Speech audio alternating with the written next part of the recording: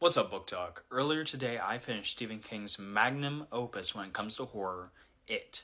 And I'll be honest, guys, going into this, I kind of had mixed expectations because, when you come across a writer with this big of a name that is really famous for horror, and everybody's saying, this is his best book, this is his best book, this is one of his best books, this is the best book, horror book I've ever read, stuff like that, you set certain expectations.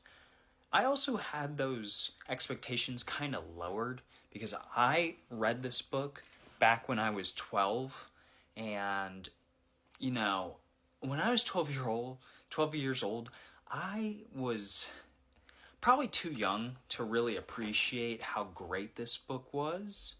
But I just remember really not liking it as much as I thought I would, and it turned me off from Stephen King for a long time because I thought, this dude is a weirdo, and I don't really love how he writes. 12 years later, now though, I decided I'm going to give this guy another chance, so I read Salem's Lot, which is maybe somewhere behind me, and, I ended up loving that. And then I read two or three fantasy books in between, and then I had a friend here on TikTok who was like, hey, I want to read it, we should read it together, or talk about it as we read it. So that's what we did. So I sat down and I read it over the last few days, and it was fantastic. I get why people love Stephen King. I get why Stephen King is a household name now. Because in Salem's Lot, I saw the potential, but Salem's Lot is one of his early works. So there's going to be some pacing issues. The character work isn't going to be the best right there. There's going to be some elements that are just missing. But it is a humongous step up when it comes to everything that you can expect from Stephen King. The horror elements are better, the character work is better, the vibe is better, like everything, the writing, the prose, the way that he makes you think, the way that he makes you just react to certain scenes is incredibly well done. Now, this is a book that I am going to immediately recommend everyone read, but I'm going to recommend it reading with a few caveats. I want you guys to understand that if you pick this book up based on my recommendation, there are some things that you need to know. I mean, first of all, I'm going to give the pros right away because I think it's important to know why you should pick it up. First of all, the character work. The character work in this book is excellent. There are very few fantasy authors or authors in general, for that matter, who are so good at tangling the human element.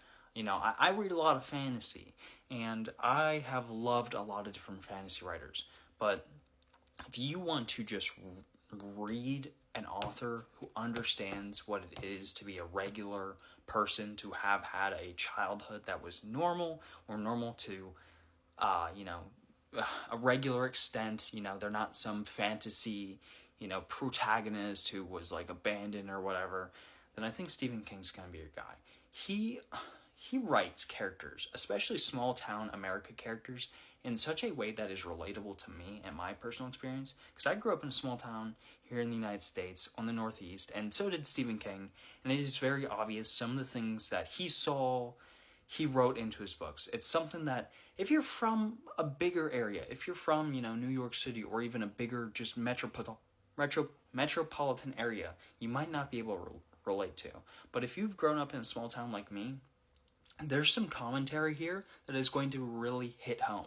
And I would be surprised if people disagree with me on that. So the vibe is amazing. The character writing is really great. I think he makes characters very believable. I think that his horror elements is a great part of his writing style because for me, I love horror. I love horror movies. I have a lot of horror movies as a collector. I've seen a ton of horror movies. I've seen at least 120 in the last 3 years or something like that. So I've seen a lot of horror movies, and I've seen a lot of horror movies over my life. So, going into this, you kind of expect to get scared in a certain way, and that's not really what Stephen King does. He disturbs you. And this book is spooky. This book has a lot of elements that are going to disturb you as a reader. That is just a fact. If you are not disturbed by the end of this, well, you're stronger than I am. But it's not scary. It's not scary in the same way that like sitting and watching Hereditary is scary. You know what I mean? Like, you're not gonna like read a page and be like, oh my god, and like throw the book across the room. But he is going to infest your mind with ideas that are going to make you sleep a little lighter. You're gonna maybe wake up during 1 week and be like, wow, that imagery I got from that book is now infesting my brain and I'm having like mild nightmares or whatever. So I think that's a really great thing that Stephen King does. I think the strongest thing that this book does, though, is its commentary on childhood and how you transition into adulthood. This feels like a quintessential adolescent story to be told using horror as the backdrop. The way that these characters, the Losers Club, develop over time and just have all these relatable experiences of what it means to be a child during a summer is so fantastic to me that it's kind of hard to describe. I mean, you literally just have to pick up and read it. It is so well realized. I think every character here is very well done. They are very realistic portrayals of who they are representing in the time that they are representing. Now, having said all those incredible things about this book, I do want to throw out a few warnings, because this book is taking place, at least the first part is taking place, during 1958 in a small town in northern Maine. And I don't know if you guys know much history about northern Maine or the United States during the year of 1958, but it wasn't exactly the most accepting place, and Stephen King puts that on display. He uses homophobia, racism, sexism, and abuse to kind of highlight that small town America isn't always a safe place. You know, small town America is not always been inclusive and still is not inclusive. So if you are someone who gets upset about the use of language that is, I'm going to say, very not inclusive, then I'm gonna tell you to maybe stay away from this one, because there is a lot of racism. There is a lot of homophobia. There's a lot of sexism. There are issues that these people deal with. There is the human element. A huge part of what makes this book so horrifying isn't Pennywise the clown. It's the fact that evil does not just come from one source. It is an infestation that flows through people. Racism exists. That is a reality of the United States that we live in and have lived in, especially during the time that this book takes place. And he displays that well.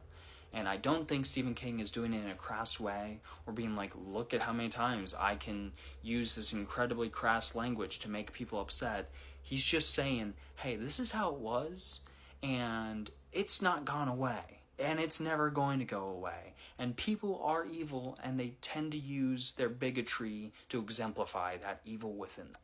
And I think it's very well done. But again, if you're sensitive to that kind of stuff, be warned, it's there. I will also say the scene that this is most well known for, that scene, the one that is deeply disturbing to many readers, it is disturbing. I am not going to downplay it. It bothered me. I think its purpose is meaningful, but again, if you're someone who has heard about that scene and you're thinking, I just don't think it'll make me comfortable, and you think it's a huge turnoff, I'm not going to tell you to pick it up. I'm going to say it's not as bad as I remember it being, and it's not as bad as I thought it was going to be, but it's still incredibly, incredibly uncomfortable. But despite those things that might be drawbacks for other people, I think It by Stephen King is a fantastic horror novel. It's a fantastic novel. It's a fantastic just book, and I highly recommend it. So I'm going to give this bad boy, this very thick bad boy, a solid 9 out of 10. It's a huge step up from Salem's Lot, and I highly recommend everybody read it.